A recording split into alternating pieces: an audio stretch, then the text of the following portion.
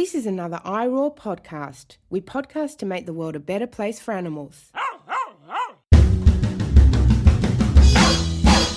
It's both kind and rational to like knowing animals. I can't deny it's fashionable to like knowing animals. Hello everyone and welcome to Knowing Animals. Knowing Animals is a podcast in which we speak to animal studies scholars about a piece of their work. I'm Josh Milburn and I do like knowing animals. Now this is a very special episode of Knowing Animals as we're recording this episode live as part of the On the Pulse online seminar series which is run by our friends at the Vegan Society. Now the reason we're doing this is because both I and today's guests are members of the Vegan Society's Research Advisory Committee. Because I'm recording this episode live, I'm going to be taking some audience questions, which you'll hear a little later on. Before I begin, a quick shout out to the regular sponsors of Knowing Animals. The episode is brought to you by AASA, that's AASA, the Australasian Animal Studies Association. This is a scholarly society devoted to animal studies. I'm a member and I encourage you to become one too. The episode is also brought to you by the Animal Publics book series from Sydney University Press. This is a collection of scholarly books devoted to animal studies. If you're looking for your next read, take a look on the Sydney University Press website. Now let me introduce today's guest. Dr. Richard White is a reader in human geography at Sheffield Hallam University in the United Kingdom. He's interested in anarchism, activism, critical animal studies, and vegan geographies. He's a co-editor of 5 books, including the 2015 collection Anarchism and Animal Liberation. Today, however, we're going to talk about his paper Re-asserting the Radical Promise of Veganism through Vegan-Anarchist Geographies, which was published in the 2022 Lantern publishing book Vegan Geographies, Spaces Beyond Violence, Ethics Beyond Speciesism, which was co-edited by Paul Hodge, Andrew McGregor, Simon Springer, Ophélie Véron, and Richard himself. Welcome to the podcast, Richard. Thank you very much, Josh. And, it's great to be here. Can you start by telling us what led to you working on vegan geographies? I mean, this is something that kind of emerged really within geography through critical animal geographies, which is a nascent sort of area of research in the discipline. And that kind of focuses much more broadly on the ethical questions about the human relations between ourselves and more than human animals, more than human communities, but really trying to push front and centre, quite literally, to occupy the central grounds around where sort of veganism stands within broader kind of social justice movement. And again, trying to invoke some discussions around that in particular. On the one hand, I'm amazed just how many plant-based options there are in the supermarkets, the shops, the fast food outlets, and so on. I feel it's come at quite a significant cost. So this chapter, plugging into some of the other conversations within the Vegan Geographies group, it's trying to make sense of this sort of Dickensian best of times and the worst of times. Yeah, I'd love to ask you a little bit more about this reclaiming of veganism's radicalism. But first of all, I think we should ask the more fundamental question about the links between geography and veganism, because I think a lot of people might not see these two subjects as inherently linked in the way you do. In the introduction of Vegan Geographies, you write that the centrality and contested nature of place in the actions and discourse of animal exploitation and liberation suggest an inherently spatial practice. And of course, geography is concerned with space and spatial practices. I suspect that lots of people won't necessarily link animal liberation and geography like this. So could you explain what you mean by this? Absolutely, yeah. And it's really interesting and sort of compulsory schooling, our understanding of what geography is. It's sort of capital cities and what's the longest river and colouring in maps and all that kind of side of things. But actually, there's been a tremendous dimension, I suppose, within geography that focuses on our relationship to more than human sort of communities and animals. I think it's most recently, though, that what we call the third wave of kind of animal geographies. So there's really begun to explore the ethical dimensions of some of those relationships.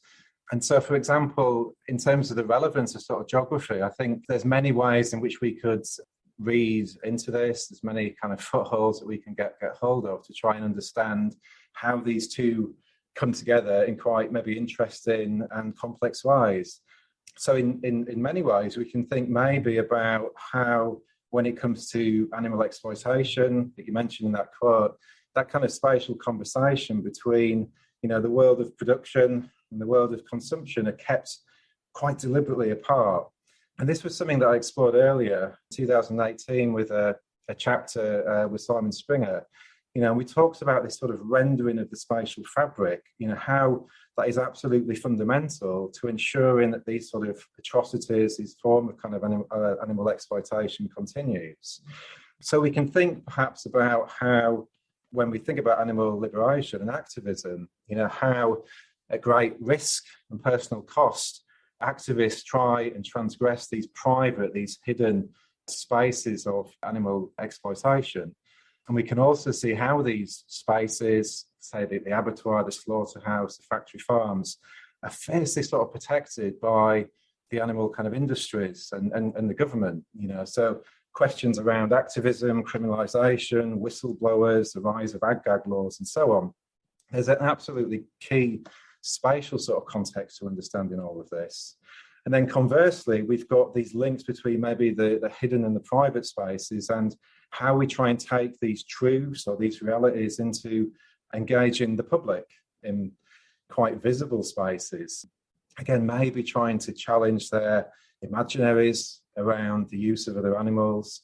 Again, trying to raise that kind of consciousness in a way that can make a difference. And we certainly see a lot of time and energy, invested in both these sort of places. And this is quite interesting from a geographer point of view, because again, there's another debate about, well, what is geography? Because surely that's sociology, or that's history, or at the other side of the discipline, that physical geography, well, that's geology or biology and so on.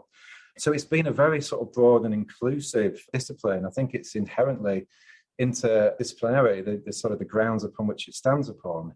And so what's been quite interesting is to maybe go back to some of the existing literature that is written by individuals that wouldn't necessarily refer to themselves as geographers, but we can clearly see how geography is very kind of central in the way in which they framed these relationships, again, when it comes to the animal kind of use in very geographical, stark terms. So for many listeners, The Sexual Politics of Meat by Carol Adams is a hugely influential text. And when we take some of the sort of key arguments, and, she talks about this action of fragmentation and the patriarchal culture surrounding butchering with silence, the fact that geographically slaughterhouses are cloistered, we do not see or hear what actually transpires there. And then obviously that broader kind of history, like The Jungle by Upton Sinclair, again, this idea that space where these very violent sort of relationships happen and experiences, they're out of sight and out of mind and buried out of memory. So I think those, again, speak to this sort of idea about the relationship of sort of geography within these activist kind of spaces. But I think also what is particularly interesting is these sort of ordinary spaces, the everyday spaces that are often kind of overlooked, not necessarily seen as a radical kind of space where questions around sort of politics take place. Even within the sort of everyday, the sort of histories of the rise of veganism in the UK, there's a lovely sort of quote that was part of the research that Matthew Cole, Iris Crane and Kate Stewart have pushed forward around the emergence of the term vegan in the UK, and it was seen to be coined in a dance hall. So again, the dance halls, the pubs, the taverns, and also when we talk about change and being effective, those everyday politics, the household and what spaces within the household, the kitchen, non-violence begins in sort of the kitchen, and the idea that potentially could be a radical or transformative space. I know that you and I, in terms of gardening and the allotment, how this might embody a stance in terms of maybe an anti-capitalist and anti-species sort of praxis. It could be symbolic, a few herbs that are grown on the kitchen shelf, but also it might, again, speak to conversations and aspirations around increasing self-sufficiency. There's so many ways in which we can read in, and that is being sort of read into how geography is very relevant here. Let me turn to some of the questions that you raise in your particular chapter in this volume.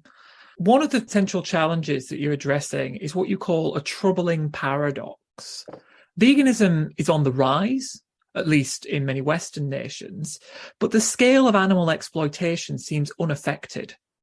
I think this is something that when we look around us in the everyday, and again, we see the accessibility maybe spatially in terms of the vegan sort of goods and products, and Vegan January, again, calls to go vegan and to be non-violent. And I think it's that sort of question, those sort of truth claims, well, how is that sort of beared out in the realities? And so when we look across at the evidence base, the kind of statistics, we can clearly see that the rise of sort of animal exploitation in terms of the farming industry, again, it's staggering the numbers, that are still involved in the production of meat, at least 60 or 70 billion land-based animals each year. And again, when I talk about animal, unless I state otherwise, it includes the question of the human as well. When we look at the production of so-called vegan foods, again, we can see how, there's a lot of exploitation maybe in the fruit and the vegetable kind of industries that serve the everyday sort of high street and the supermarkets, which again, how does that sort of play out within a call to veganism as a commitment to sort of non-violence? So another dimension of that, in addition to the exploitation, and one that is often pushed forward, is the environmental sort of aspect of that as well. So at the point of having your avocado, it's a vegan sort of food, it was a plant-based sort of food. But again, when we look at the very challenging kind of context about, how these are produced and what are the environmental implications, questions around the rainforest as well, and and all sort of seed production and etc. These have very sort of challenging, they sort of burst that sort of the vegan bubbles, as it were, about this is all great, and if only everybody went vegan, then this world of sort of non-violence, social justice would come to fruition. Something in particular that you pick up on and you're very worried about is the way that lots of vegan brands are owned by multinational companies that are themselves very far from vegan. Could you explain this phenomenon and identify why you think it's so troubling?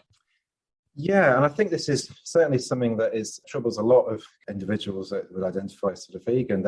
So on the one hand, there's no sort of utopian space, there's no sort of pure space, I think. And so at a fundamental level that we are sort of compromised in a way. But at the same time, it's that sort of dilemma about if you're walking in the high street and you've got fast food and KFC, for example, McDonald's, Burger King, they've got their plant-based burgers. Well, actually, to ask the question as to how else are these sort of corporations very much invested in the ongoing forms of sort of exploitation that we would like to certainly push back and uncouple ourselves from, that becomes a very challenging question for many of us. And again, it's quite a divisive question. So there are those that say, well, if we reward McDonald's for doing this, because again, if the bottom value is about the profits that are being made, then that would encourage change. We can see this sort of over time, this kind of shift towards plant-based options. But at the same time, in terms of sort of capital, when we look at the global, which again is a common refrain in geography and elsewhere, we can see the ways in which these corporations and firms are investing in developing sort of markets elsewhere. On the other hand, can spaces that are purely that embody this sort of vegan praxis, if there's an opportunity to sort of invest and engage in these sort of businesses, again, for me, given the choice, that would be, the one to push forward. But obviously in this sort of, in the here and now with crises on every front, some of these spaces, vegan sort of establishments, cafes and so on, are becoming squeezed so greatly. And again, so, what was a precarious sort of existence is becoming even more so. And I think most people are very unaware about some of the connections between the huge sort of corporations and where, their investments take place. And for me, that was a revelation in terms of just uncovering, the extent of Unilever, say, products and so on. It's very appropriate that we're recording this interview as part of a Vegan Society series. As you want to reassert veganism's radical potential and to capture that radical potential, you return to the original debates about the meaning of veganism in the Society's early days, and you draw from the Society's famous 1979 definition of veganism as a philosophy and way of living which seeks to exclude, as far as is possible and practicable, all forms of exploitation of and cruelty to animals for food, clothing, or any other purpose, and by extension promotes the development and use of animal-free alternatives for the benefit of humans, animals, and the environment. Now, you offer 5 ways that we can recapture veganism's radical potential. I have some questions about these 5 ways, but could you first tell us what those 5 approaches are? Yeah, I mean, I think the dominant ways that I've tried to highlight these in the chapter itself. I mean, one of them is to really focus on this sort of radical kind of imperative, the idea of sort of vegan anarchist kind of geographies. You know, that is something that I've kind of pushed forward on several different occasions. And I think if people were not aware maybe of the connections between sort of geography and animals, again, the question of sort of anarchism, you know, coming forward is likely potentially to throw people's sense of right and wrong out of the window. I mean, what do we sort of understand by that? So anarchism, I think in this context, you know, it can be seen in many different ways: a spirit, a sort of attitude, a mode of organising resistance, or a way of being, you know, guiding our relationship with others. You know, typically people might view this as anarchists being just anti-government. But again, I think anarchists, you know, reject all forms of kind of anarchy, you know, and justified oppression, hierarchy and domination in this context may be linked to capitalism, speciesism, racism, sexism, and so on. So there's certainly that radical sort of solidarity embodied in mutual aid, for example, and the idea that, you know, no one is free until all are free. And again, we transgress those species sort of boundaries in that particular appeal.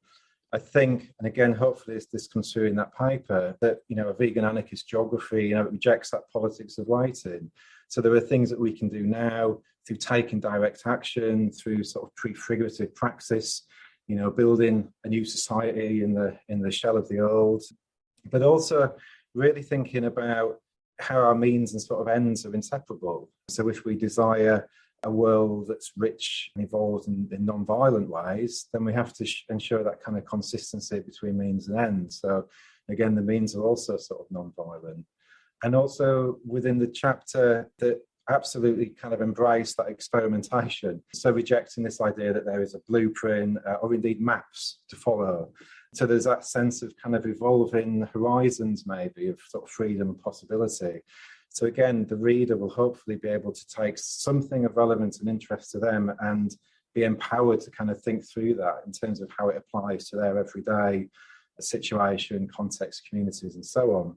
But I think also the other thing that in the paper, and again, this is sort of kind of wrestling with, because how, you know, what are some of the positives that we might be gaining from, you know, the rise of veganism in the sort of contemporary moment, you know, and I highlight about, you know, it's a time for a conversation maybe, you know, to be had, which again would be something that would foreground the ethical question. Because if people are coming into rejecting sort of meat-based foods and dairy milks, but they're coming at it from maybe an environmental perspective or a personal perspective, the sort of the health imperatives and so on. Again, can we use that to refocus on the question of the ethics and to rid ourselves of various myths that still surround, you know, that huge sort of propaganda around meat, for example, being natural and normal and so on. But the other thing is to really begin to foreground these sort of post-statist sort of imaginaries, you know, because again, appealing to the state, I would argue, you know, to offer protection, you know, for animals and nature from being exploited, commodified, it's sort of futile. You know, we can think about how the state is deeply sort of embedded and encourages the exploitation through the subsidies. You know, that how it's very much entangled in enabling, as Dinesh Wadiwal said, about, you know, the war on animals. We've got $4 to $6 trillion of subsidies that are invested each year, 70 million in the UK alone given to intensive forms of farming. It seemed to be, how do we kind of push forward maybe this sort of radical kind of question and think about kind of anarchism in this kind of context but obviously take forward in terms of the other steps some of the new conversations that, again, have brought people to choosing or thinking about choosing sort of vegan foods. And I think just the final thing around the sort of vegan anarchist geographies, the geography was seen as this sort of discipline of empire building. But around that sort of time, there were some really sort of radical anarchist geographers, and people like Peter Kropotkin, Mutual Aid, and Alicia Leclue wrote some, fantastic pamphlets and leaflets and publications generally around that really challenged that sort of human-animal binary. So Kropotkin, for example, talking about cooperation over competition and how we can look to, other species, other communities in ways that can, inform what it is to be sort of human in a way in terms of organisation. And I really love the Alicia Leclue, the little pamphlet on vegetarianism and the great kinship of humans and fauna, because there it isn't appeals to a sort of a rights-based, this is why you should treat animals fairly and equally and so on. It was much more on the sort of the register of beauty and ugliness. The ugliness of the act of violence is that which, disgusts us. And that kind of invocation, that invitation to become beautiful ourselves and let our life become beautiful, again, by rejecting all of these ugly, violent sort of relationships that we see in the world around us.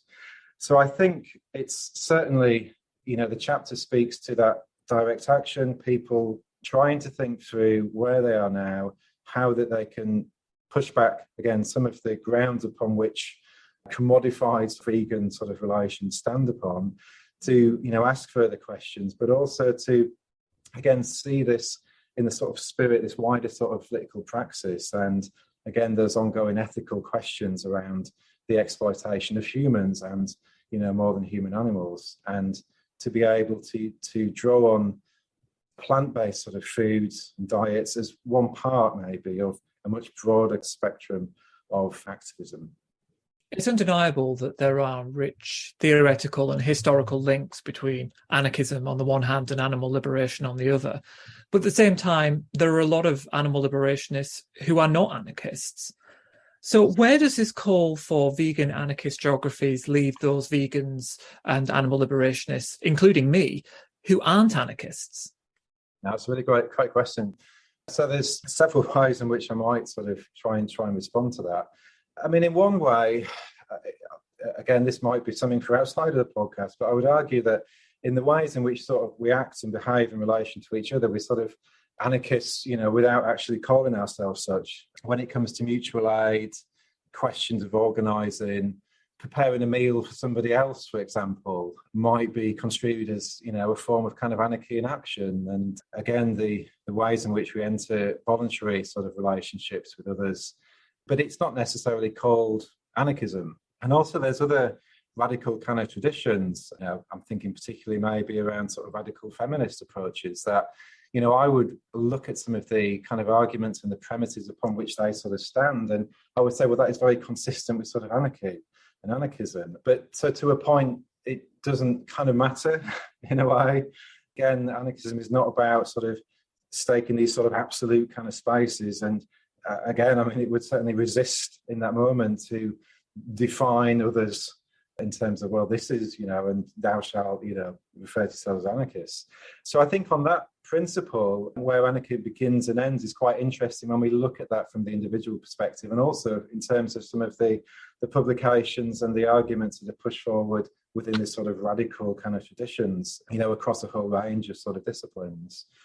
But I would certainly, really kind of emphasize the intersectionalities of kind of space and place when it comes to thinking through questions of sort of justice as well. And again, maybe that kind of anarchist geographies, when we talk about social justice, we're also talking about spatial justice as well. We normally have regular questions on knowing animals, and we will be turning to those regular questions very shortly. But first, we're going to attempt a first for knowing animals, which is audience questions. First of all, we'll pass over to Caroline Clark. I was just really intrigued by this idea of corporates colonising anti-corporate products insofar as, taking over green and blacks, that sort of thing. I was thinking of tobacco industry and e-cigarettes, electric chargers, appearing on the BP and the Shell forecourts. And as you said, the plant-based food. Trying to think of a kind of way out of that, because it's substitution, but in a way that isn't attacking the roots of these kind of corporations, if you see what I mean. And also it's utter convenience, isn't it? Which is like everything that is the problem with these causes. Yeah, no, I think it's quite a sobering reflection. And again, it's very difficult to sort of point to the correct sort of answer in all of this. The other side of it, maybe this was something that, I didn't emphasize in the conversation, the sort of exchange, but from a social point of view, it's really quite interesting as well when it comes to, questions of going vegan, for example. And, when you think about, well, the possibilities, the opportunity to do that within the home where people are buying their own food and making those kind of choices, but then compromised by other spaces, the public spaces. And when you go out with friends, for a meal, or, I've got 3 children, and again, schools and other forms of birthday activities when they're going out. And again, they've been in situations where, the only food available is a bag of chips or something.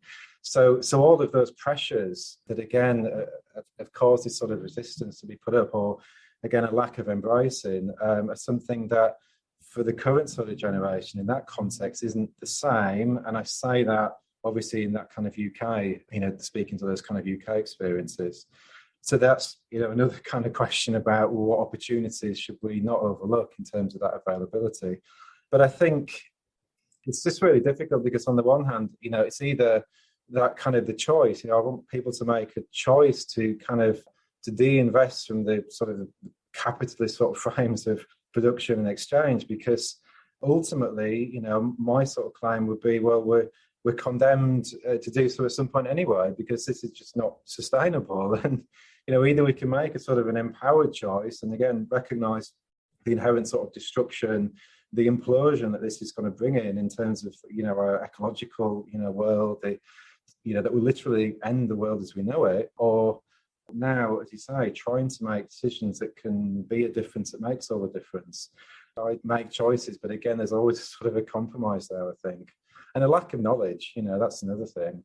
As I say, it taught me an awful lot actually researching around some of these questions and throwing my sense of right and wrong out of the window. You don't see the same things in the same way again. We have a question from Richard Twine.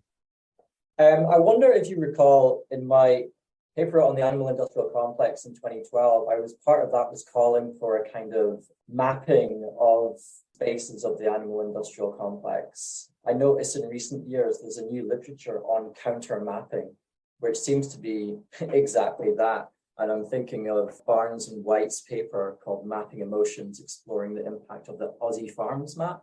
And they define counter mapping as the public dissemination by activist groups of maps that visually document particular harms and offenders, or sites of justice and prior ownership. So I think that's a really kind of obvious place for vegan geographies to be in this new tradition of counter mapping, and it cuts across scholarly and activist practices as well. So I'm just wondering, is that something that the book engages with, this idea of counter mapping? It's really important, again, drawing that visibility around sort of maps and geographers. Again, making these sort of connections that haven't been there before, what opportunities does that bring forward in terms of our way of thinking and sort of way of the sort of acting? So no, absolutely. I mean, the very short answer to that is yes, I think this is a very good thing. There's been a lot of literature, I'm thinking, and again in the Vegan Geographies book, Mona Seema, talking about vegan agriculture in North America. And so actually, there's the Vegan Organic Network and other networks that are coming up to share those kind of practices about, well, where is vegan agriculture? How are these sort of connected? And how we can, again, think about constructive ways of sort of contributing or making these more visible moving forward. And also, you say, the spaces of sort of exploitation as well. And, there's a lot of activism, people like Alex Lockwood and others, again, it's got chapters in the book around bearing witness, so places that people just travel past on the roads, they never think about, well, what's behind these sort of buildings and so on. Again, if you're drawing visibility, I think, towards these spaces and towards the industries, the individuals, the organizations that benefit from this, again, this is seen as very unwanted sort of visibility. So this sort of counter mapping, again, empowering sort of activists to literally create these maps, I think is an excellent thing. And really thank you for sort of drawing that side of things to attention as well, because hopefully people will think a bit more about that moving forward. So Richard, that's Richard White, not Richard Twine, are you ready for your 5 quick questions? I think so. I don't know if I can promise 5 quick answers, Josh, but I think well, we'll see. Can you recall the first piece of pro-animal scholarship you ever read? Yeah, I think the sort of first piece of pro-animal scholarship, if it counts, well, what is scholarship? But I was looking back in my old diaries, and I was publishing my local newspaper, the Gould Times. It was a letter that I wrote about sort of 7 or 8 about anti-fox hunting, which was something that at that time was, really quite, made a deep impression on me. I think in terms of sort of formal kind of academic scholarship, and I might come to a little bit more of the history in a minute, but perhaps it was something I can remember, an editorial that I wrote for the Journal of Critical Animal Studies back in 2009. So those were the first pieces you ever wrote, I think. So what were the first pieces that you ever read? I think in terms of thinking about, sort of empowerment of sort of other animals, again, there's when we think about the childhood sort of relationships that we have and that kind of pro-animal scholarship, and if I can reflect on 2 pieces of work, one was the Pig by Roald Dahl. The other one would have been the classic sort of Watership Down, I think. Again, reading that as a child and being moved to tears, certainly by the film. Again, that was something that really kind of lasted and made a deep impression throughout my sort of childhood and sort of teenage years. Moving forward, definitely there's a book, I want to say it was published in 2001 by Mark Rowlands called Animals Like Us. And for me, this was a pivotal sort of moment because it was when it was the foot and mouth in the UK. That was sort of, the burning sort of funeral pyres in the background, drawing of great visibility, towards that sort of violence that we have with respect to farm animals. And I wanted to try and make sense of some of these very strange feelings that I had, to go beyond, the Anglo-Saxon diet. We were a nation of animal lovers. And that book was in the university library. So it wasn't a premeditated one. It was, and again, just the simplicity and the richness of the arguments there made a really deep impression. If you had to name one animal studies scholar who's had a big impact on you, who would it be? I mean, there were so many, and I'm sure everybody kind of says the same thing. We draw inspiration from so many different people and places and so on. I think in terms of trying to think about my route into the world of sort of critical animal studies and so on, I would have to mention 2 people really, which would be Stephen Best and Anthony Nicella, because it was a book, Terrorists or Freedom Fighters, I think. I'd managed to get an unproofed edition somehow, and we're sort of working my way through this. And I was also involved quite actively within the Speak movement demonstrations about developing or resisting the development of the new Oxford laboratory. And I, for one of the rallies, Steve Best was there as a key speaker. And, I took this book and had a conversation, and he signed this book, Being Animal Liberator, I think he wrote. And from that, there was some discussions, and they needed somebody to take over from the Journal of Critical Animal Studies. So what became a temporary kind of position, I held, for several years, and met some wonderful people. Again, Richard was on the editorial board at the time, and others that, in terms of, I don't think possibly that without that particular intervention, I would probably be here now speaking with you, Josh, in this context, and certainly not had the beautiful and wonderful relationships with a great many other scholars, since that time. This is a very pertinent question, given that we are currently in a webinar hosted by a not-for-profit organisation. What do you think is the most important thing that academics can do for animals?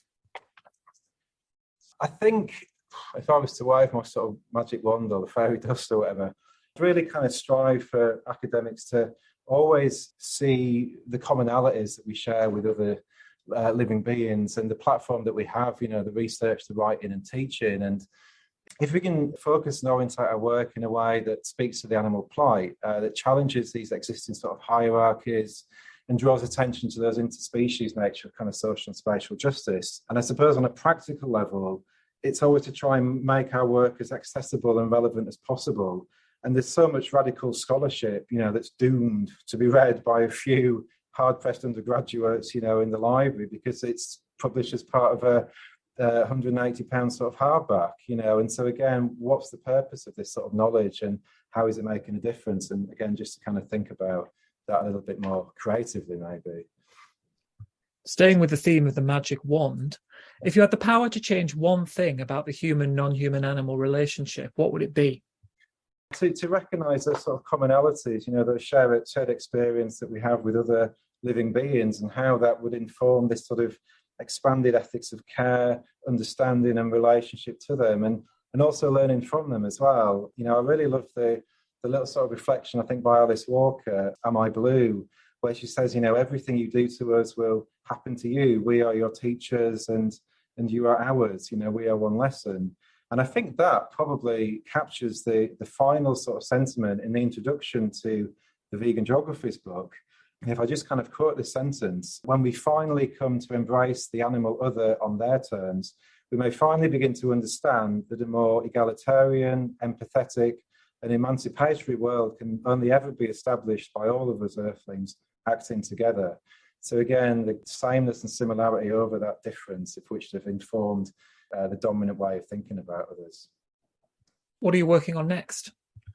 I think in many ways it's to try and continue to develop some momentum and visibility around animal vegan geographies. I mentioned the American Association Geography meeting earlier. The Royal Geographical Society is our equivalent in the UK, and our annual conference was last month, and in Newcastle.